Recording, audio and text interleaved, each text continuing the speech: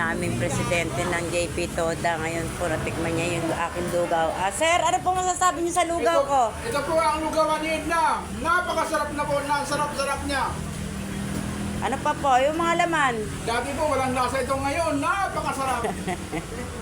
Umasin sa po ang lugawan ni Edna. Sarap. Lugawan ni Iboy, hindi Edna. Ni Boy. May tokwa na. May itlog pa. May lumpia pa. Sari-sari po dito. At saka, murang-mura po ito. Murang-mura po ang lugawan ni Edna. Ay, ni Boy. Napakamura. Asan ang lumpia? Masarap na, malinis pa. Natural. Ano pa pong masasabi nyo? Meron siyang kadate eh. Kaya lang siya lang ang kumakain. Ibang masasabi. Yan lang po. Mura na, masarap na, mura pa. Ang lugawan ni Iboy dito sa Jordan Plains.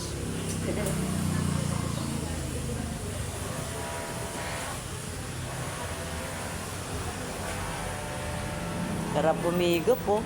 Dati walang bandan na. Ngayon, ayos po. Sarap na. Ha?